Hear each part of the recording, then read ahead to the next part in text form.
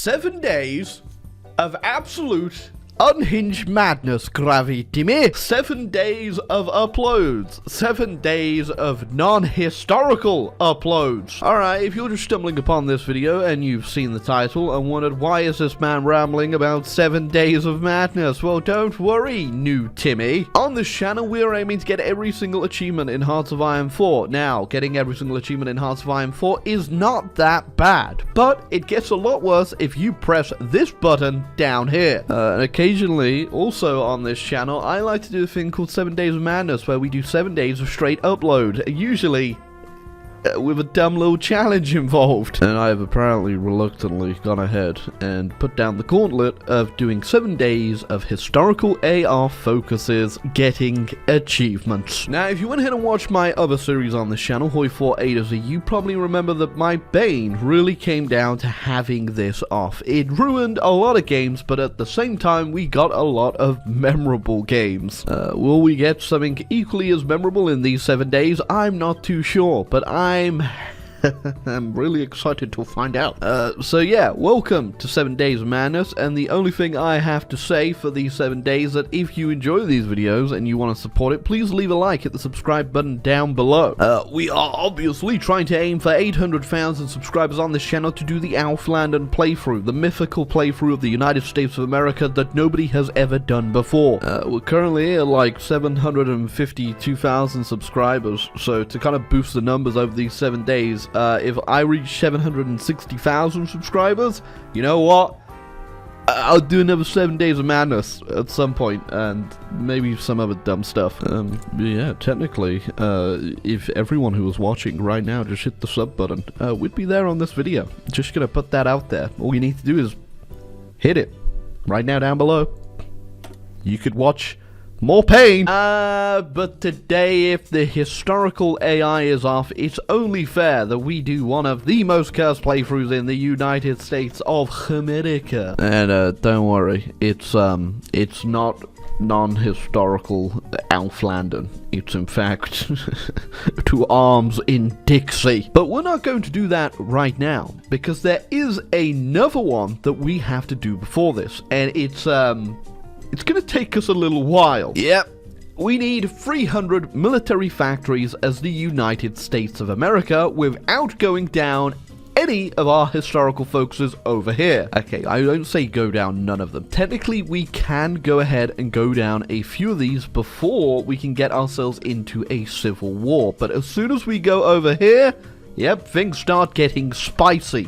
It also means that we need to start off immediately just filling up every single province that we have with as many military factories as we can. And we can get a lot of military factories in America alone. But right now we have 10 military factories. We just need 290 more. But the real good news is, because historical AI is off, it means we can afford to just sit here.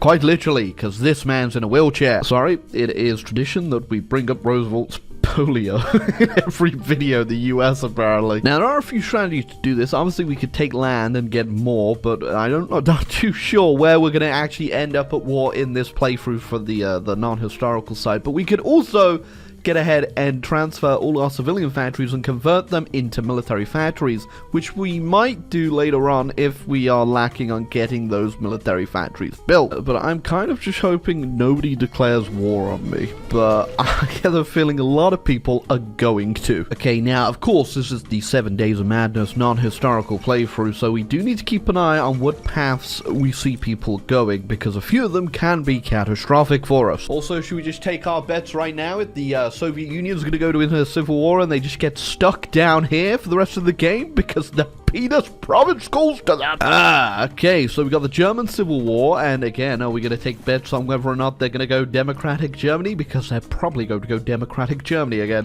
Can you tell I'm slightly bitter about some of the paths in this game because I have been absolutely burnt by them before? Ooh, okay, first up, Yugoslavia is going communist. They might actually be able to get away with it too, because I don't think the Germans are going to be coming for them this game. Ooh, so we got the Spanish War kicking off, obviously, as well. now, and usually, even if the historical AI is off, the nationalists tend to win. But I would be down for a little surprise rather than seeing Franco's big potato head over there. Oh, okay, a lot is happening. So Japan has actually gone their historical route, which means we are definitely cursed to go to war with them, which actually might not be too bad because we don't plan on flipping until later. If we can beat Japan, we get a lot of room for factories over there. Oh, also looks like Portugal's gonna try to unite Brazil. I don't know if I like this interference in the Americas. Okay, so here's where things open up for us, and that is the election in 1936. We are not going to keep the Democrats, we're going to go with the Republicans, and that means there he is, temporarily Mr. Landon. Imagine having a full game with this guy in charge.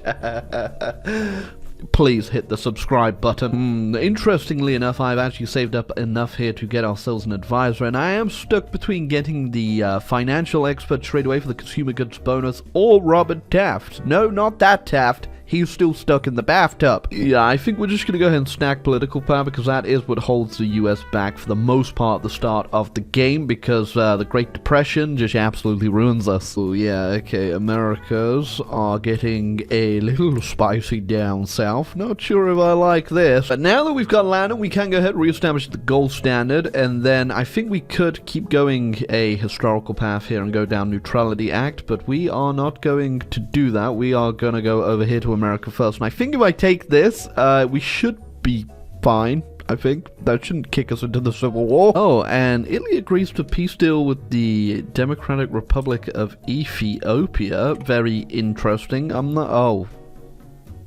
Okay. Oh, okay, it's because Ethiopia went down there, part of the tree where they become a Soviet puppet. Ah, yeah, I was wondering where exactly in the Italian tree that was, and it wasn't. It was in the Ethiopian one. Okay. Already Europe has gotten very confusing. The car list just rose up.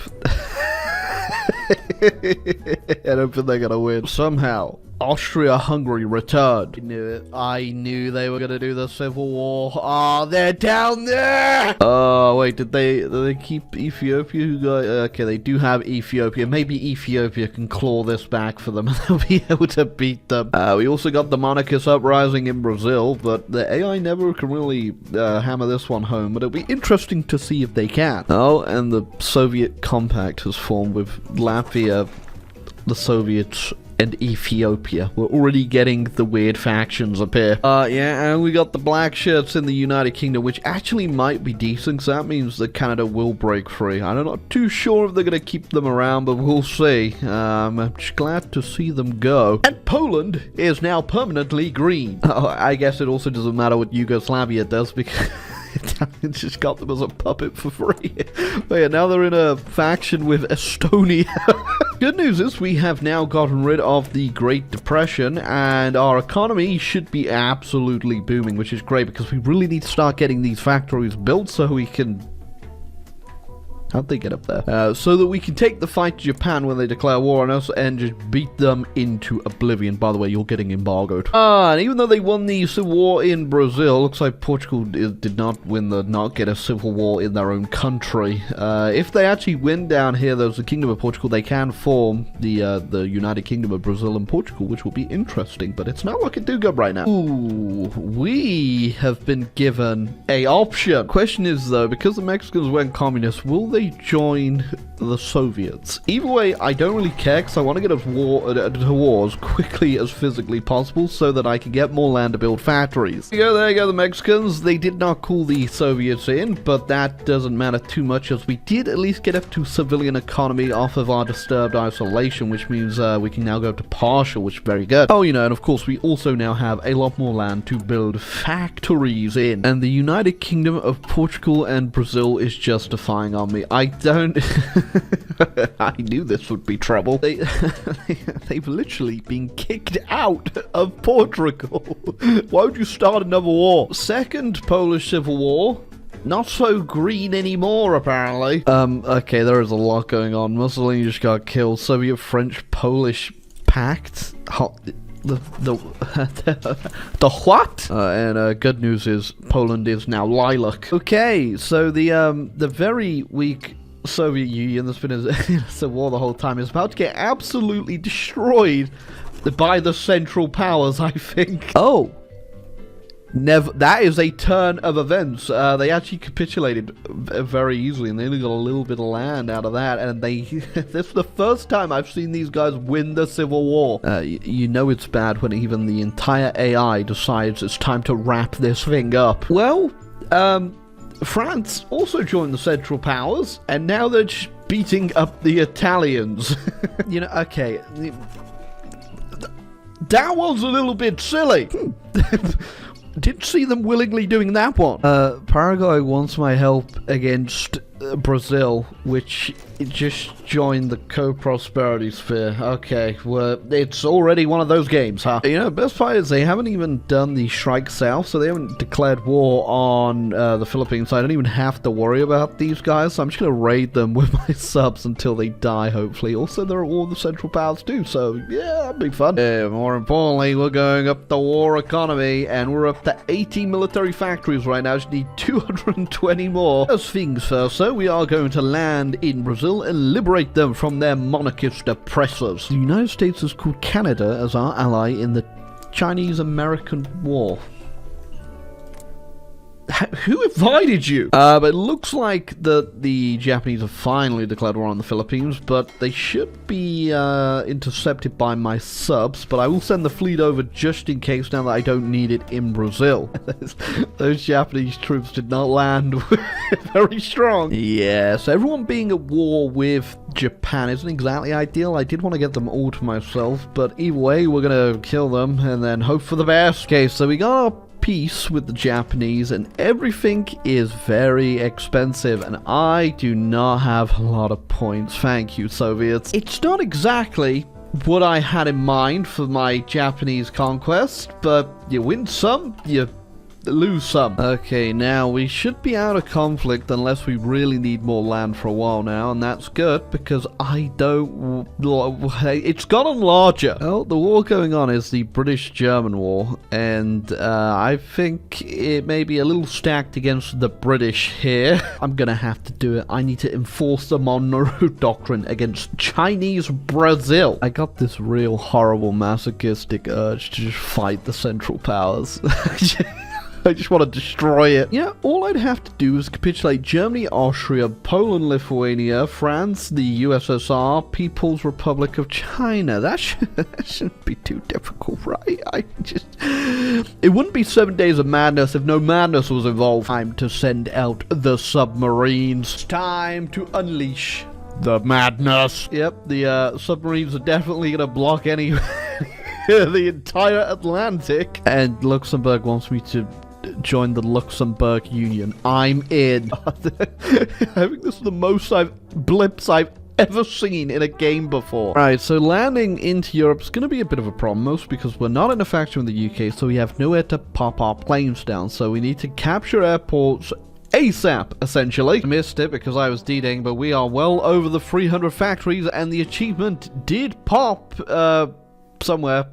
It did pop, though. You've got to take my word. There it is. Arsenal for Democracy. So, surprisingly to no one, having to go to war with pretty much the entire world has been a bit of a challenge. So, we're in Spain right now. I did get an invasion off of France, but I cannot beat their air because I, fully enough, don't have any rubber. I could go island hopping for some, but that doesn't sound too appealing right now, so what I'm instead doing is building a whole bunch of rubber and holding out in Spain until I have an air force again. And then eventually, when all our rubber is done building, we're going to build nukes. We've already got them unlocked, but the rubber's more important right now. I think it's safe to say we have turned the tables on the air situation, and the nuclear weapons are coming in, and hopefully all I need to capitulate is still the same people. There is no one new. There is no one new. There is no one new except the Turks. How did... Okay, it's not really the Turks, though, is it? You know, after, like, nuclear bombing my way through Europe, a lot of people are dead.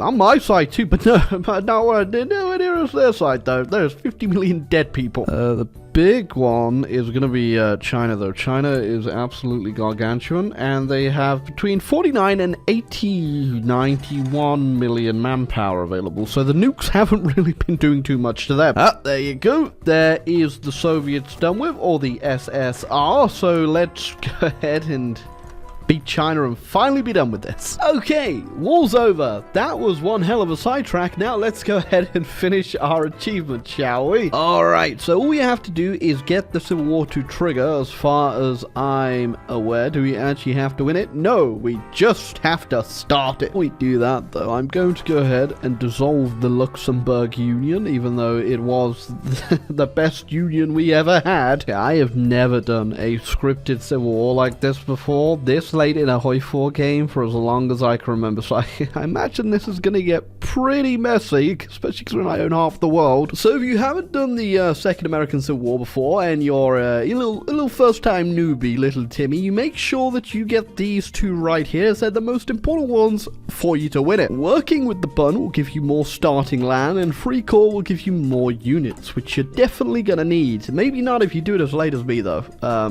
Then you're just going to need Jesus. And there you go. I just kind of missed it there. Achievement unlocked. We have done it. Where? Oh, yeah, I forget they start over here. Oh, I think they just took the majority of the army with them there as well. Well,